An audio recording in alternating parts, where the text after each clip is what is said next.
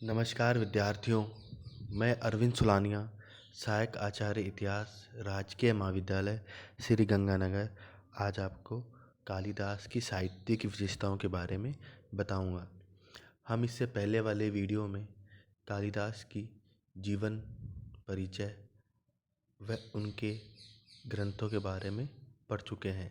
आज हम बात करेंगे कालिदास के साहित्य में क्या विशेषताएं पाई जाती हैं। महाकवि कालिदास भारतीय संस्कृति के प्रतिनिधि कवि माने जाते हैं। समाज का वास्तविक स्वरूप उनकी कृतियों में स्पष्टता दिखाई देता है। उनकी कविताओं का प्रधान गुण विषय तथा वर्णन करने की शैली दोनों के मध्य सुंदर सामंजस्य स्थापित करता है। उनके काव्यों में हृदय पक्ष की प्रधानता देकर ही आनंदवर्धन तथा जर्मन महाकवि गेट ने कालिदास के भावों की बुरी बुरी प्रशंसा की है। इस वर्णन में अपूर्व सिद्धि होने के कारण ही उन्हें सुकुमार मार्ग का कवि भी कहा जाता है। सर्वप्रथम हम बात करेंगे भाषा लावण्य। कालिदास की भाषा में सरलता, व्यंजना, पद लालित्य, प्रसाद गुण परिलक्षित होते हैं। उनकी रचनाओं में मौलिकता के दर्शन भी होते हैं। उनके लघु चित्र व्यंजनापूर्ण होने के कारण ही सौंदर्य से युक्त हैं। हम बात करेंगे रस निरूपण। कालिदास को रसेश्वर कहा जाए तो भी कोई अतिशयोक्ति नहीं होगी। करुण, संभोग, वीर, शांत, अद्भुत आदि रसों का प्रयोग कालिदास की रचनाओं में देखने को मिलता है। श्रृंगार रस की निपुणता के कारण ही उन्हें कविता कामिनी का विलास की संज्ञा प्रदान की गई है। रघुवंश में तो मरण प्रकरण में भी कवि श्रृंगार प्रियता प्रकट कर देता है, जो कहीं न कहीं श्रृंगार रस के प्रति कालिदास की अभिव्यक्ति को दिखाता है। मेघदूत का एक दृश्य हृदय को छू जाता है, जिसमें कवि कहता है कि रात दिन अश्रु बहाने से यक्षिणी के सूजे हुए नेत्र उष्ण श्वासों के कारण विवर्त अर्धहोठ हथेली पर रखे हुए और लंबे बालों से ढके जाने के कारण आधे दिखाई पड़े हुए उनके मुख के वर्ण से विरह, दुख और विषाद, चिंता आदि अभिव्यक्त हो रही थी। यही नहीं, पत्नी के वियोग में अच की स्थिति का उल्लेख करते हुए कवि ने करुण रस का मानो साकार मूर्ति सामने रख दी हो। अज अपना सहज धैर्य त्याग कर शिष्यों से अवरुद्ध हुई वाणी से फूट फूट कर विलाप करने लगे। अधिक ताप से लोह भी पिघल जाता है। रति की विलाखिती हुई दशा को उल्लेख करते समय तो कवि ने वेदना एवं करुणा की बाढ़ सी लगा दी। इतना ही नहीं, कवि की रचनाओं में वीर रस, शांत रस, अद्भुत रस के दर्शन भी होते हैं। छंद। कालिदास ने विषय तथा वर्णन के अनुरूप छंदों का प्रयोग स्थल, वस्तु, विषय, भावना एवं विचारों के आधार पर किया है। उल्लेखनीय है कि कालिदास ने मेघदूत में मात्र मंदाक्रांता छंद का ही प्रयोग किया है। अलंकार।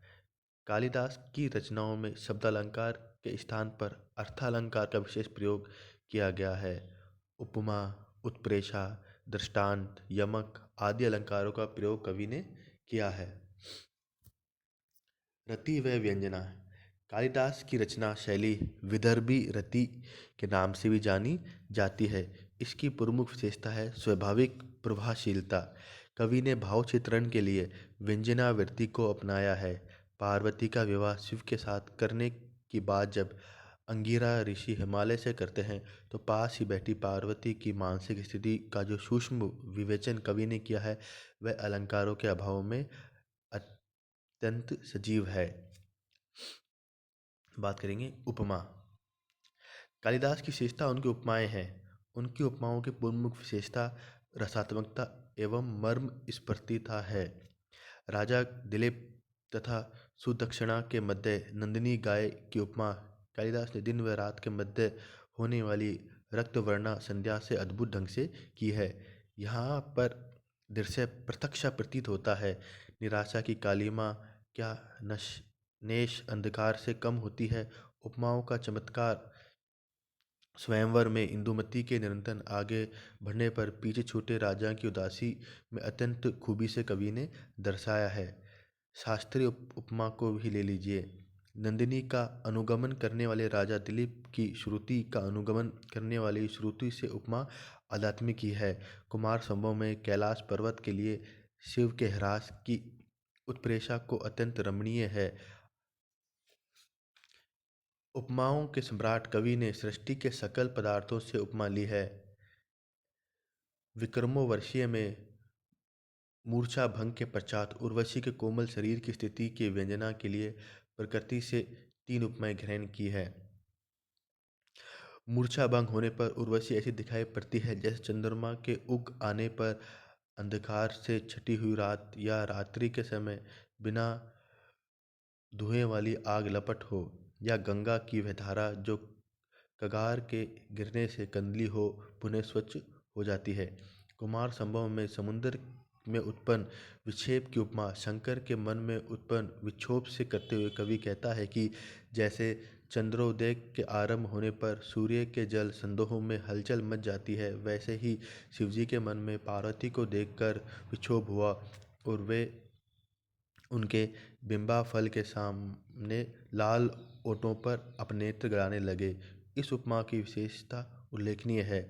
चंद्रोदय के स्पर्श से सागर की जलराशि में थोड़ी ही हलचल होने पर पूर्ण ज्वर तत्काल नहीं उठता, उसी तरह शंकर के मन में थोड़ा सा कंपन हुआ, वह पूर्णतः विभूत नहीं हुए। इतना ही नहीं, कवि ने सृष्टि के व्यक्त पदार्थों से उपमाओं को लेकर वर्ण्य वस्तु को स्पष्ट करने का प्रयत्न भी किया है। वशिष्ठ की धेनु के पीछे चलने वाले दिलीप को श्रद्धायुक्त विधि से तथा माता को अलंकृत करने वाले भरत की संपत्ति को शोभा देने वाले विलय से उपमति पर कवि ने सूक्ष्म आध्यात्मिक तथा मानसिक जगत की ओर अंकित किया है। अनुभव एवं व्यवहार से भी उपमाएं दी हैं। अच्छे शिष्य को दी गई विद्या के समान हे शकुंतले, तुम दुष्यंत को सौंपने से अशोचनीय हुई तथा अभ्यास से विद्या जैसे प्रसन्न होती है, वैसे तुम सेवा से इस धनु को प्रसन्न करो। इन दोनों उपमाओं में कवि के अनुभव की गंध आती है। कुल मिलाकर माना जा सकता है कि उनकी उपमाओं में विविधता है, औचित्यपूर्ण और यथार्थता की कहीं कमी नहीं है। उनकी उपमाएं वर्णनीय वस्तु की यथार्थता को प्रकट करने में अत्यंत ही सूक्ष्म है। यह उनके द्वारा शकुंतला के नव प्रफुट यौवन के कुसुम के समान लोभनीय बताकर कुमार संभव में रात्रि के अंधकार में एकदम घेरने वाली संसार को गर्भ की झिल्ली में लपेटे हुए बालक से उपमित करने से ही स्पष्ट हो जाता है। कालिदास ने प्राकृतिक दृश्यों के वर्णन में भी मानव जगत की उपमाएं ली हैं। कालिदास ने अपनी उपमाओं में उपमेय तथा उपमान दोनों को समान रूप से दिखाया है। कालिदास की उपमाओं की विशेषता उनकी मनोहरी व्यंजना भी है। शंकर द्वारा क्रोध करने से कामदेव के दग्धीभूत हो जाने पर पार्वती अपने सौंदर्य को व्यर्थ समझकर लज्जित हो वहां से जाने लगी तो पिता हिमालय अपनी पुत्री को गोद में उठाकर वेग पूर्वक चल जाते हैं। कवि ने इसका मार्मिक चित्रण किया है। हिमालय वहां पहुंचकर महादेव के क्रोध से भयभीत आंखें बंद करके जाती हुई दया योग्य अपनी दुखी पुत्री को भुजाओं में उठाकर लंबे डग भरते हुए वैसे ही चल पड़े जैसा ऐरावत हाथी अपने दांतों से में सुकुमार कमलिन को उठाकर चलता है। निसंदेह हिमालय के कोमल वात्सल्य की व्यंजना कवि ने कितनी सुंदर ढंग से की है। नारी चित्रण। कालिदास ने नारी को मात्र उपभोग की वस्तु नहीं माना। उनकी दृष्टि में वह गृहिणी है, सचिव है, सखी है, समस्त ललित कलाओं में प्रवीण गृह स्वामिनी है। उन्होंने नारी सौंदर्य का केवल श्रृंगारिक वर्णन ही नहीं अपितु नारी के अभिमान को भी स्वीकार किया है। कुमार संभव में पार्वती, अभिज्ञान शाकुंतलम में शकुंतला, विक्रमोर्वशीय में उर्वशी, रघुवंश में सीता व मेघदूत में यक्ष पत्नी एक आदर्श प्रतीक मानी गई हैं। रविन्द्रनाथ टैगोर ने ठीक ही कहा है कि कवि ने भारतीय नारी के आदर्शों की सजीव व्याख्या की है। विचित्र सामंजस्य। कालिदास ने अपने पात्रों को जीवन की विषम परिस्थिति में भी मानवता की प्रति मूर्ति के रूप में दर्शाया है। रघु का पात्र में जल लेकर कौत्स का स्वागत करना और दिलीप का चरवाहे के रूप में प्रस्तुत करना इसके स्पष्ट प्रमाण हैं। भाव सामंजस्य। भाव सामंजस्य में विरोधी भावनाएं कहीं भी कालिदास की रचनाओं में नहीं मिलती। प्रेम का आवेग सीमा का अतिक्रमण करता हुआ प्रतीत नहीं होता। प्रत्येक आवेग में कोमलता है। मैकडोनाल्ड ने ठीक ही लिखा है कि कालिदास की कृतियों में ऐसा सामंजस्य है जो अन्यत्र देखने को नहीं मिलता। सौंदर्य प्रेम। कालिदास सौंदर्य प्रेम कवि थे, किंतु वे सौंदर्य के लिए बाह्य साधनों की अपेक्षा नहीं करते थे। वे आकृति की सुंदरता एवं हृदय की वक्रता दोनों को एक साथ रहना स्वीकार नहीं करते थे। कवि ने मात्र शारीरिक सौंदर्य को ही सफलता की सीढ़ी नहीं माना है। उन्होंने स्पष्ट किया है कि पार्थी ने जब तप से बाह्य सौंदर्य के आवरण को हटाया तभी वह शिव को प्राप्त कर सकी। प्राकृतिक वर्णन। कालिदास की प्राकृतिक वर्णन प्रतिभा मंडित एवं वैज्ञानिक कहा जा सकता है। उनका वर्णन नितांत सूक्ष्म एवं संश्लेषित है। इसका स्पष्ट उदाहरण कुमार संभव में मिलता है, जहाँ वो कहते हैं कि किंतु झरनों में इंद्रधनुष के नए दिखाई देने पर भी तालाब के जल में लटकती हुई सूर्य की समतल कांति पड़ने से ऐसा प्रतीत होता है मानो उनके ऊपर स्वर्ण का पुल बना दिया गया हो। यही नहीं, कवि ने मानव तथा प्रकृति दोनों के सौंदर्य निरूपण के लिए एक दूसरे का आश्रय भी लिया है, जिससे उनका प्राकृतिक चित्रण सौम्य एवं माधुर्य की प्रतिमूर्ति बन गया है। बात करेंगे कालिदास के जीवन दर्शन संबंधी विचारों की। कालिदास की कृतियों से उनके जीवन दर्शन संबंधी विचारों पर भी प्रकाश पड़ता है। उनके धार्मिक एवं दार्शनिक विचारों पर गीता का प्रभाव विशेष रूप से दिखाई देता है। गीता के कर्म योग की छाप उन पर स्पष्ट है। वे कहते हैं कि हे परमात्मा, तुम में अपने चित्त को लगाने वाले तथा सभी कर्मों को तुम्हें अर्पित कर देने वाले राग द्वेष से रहित भक्तों के लिए फिर जन्म ने प्राप्त करने के लिए तुम ही एकमात्र सहारा हो। इस श्लोक के चारों चरण कालिदास इस विचार को स्पष्ट करते हैं कि ईश्वर की प्राप्ति के 3 साधन हैं। ईश्वर में चित्त एकाग्र करना, ईश्वर के प्रति कर्मों का समर्पित करना तथा संसार के विषयों के प्रति राग द्वेष रहित रहना। कालिदास योग विधि द्वारा चित्त को एकाग्र कर ईश्वर में एकाग्रता करने की बात कहते हैं। रघुवंश में रघु को योग विधि द्वारा मोक्ष प्राप्ति का वर्णन इसका ज्वलंत उदाहरण है, जिसके अनुसार कर्म बंधन तो होंगे परंतु कर्मों को ईश्वर के प्रति समर्पित करने पर वह मोक्ष के लिए सहायक हो जाते हैं। कालिदास अद्वैतवादी थे, परंतु वह ईश्वर प्राप्ति सभी मार्गों को समान दृष्टि से देखते थे, क्योंकि जिस प्रकार गंगा नदी का जल विभिन्न मार्गों से होता हुआ अपने अंतिम लक्ष्य समुद्र में गिरता है, उसी प्रकार मोक्ष प्राप्ति के विभिन्न मार्ग एक ही लक्ष्य की ओर ले जाते हैं। इस प्रकार कहा जा सकता है कि कालिदास की कृतियाँ कोमल कला की दृष्टि से ही नहीं अपितु आध्यात्मिक दृष्टि से भी अत्यंत महत्वपूर्ण है।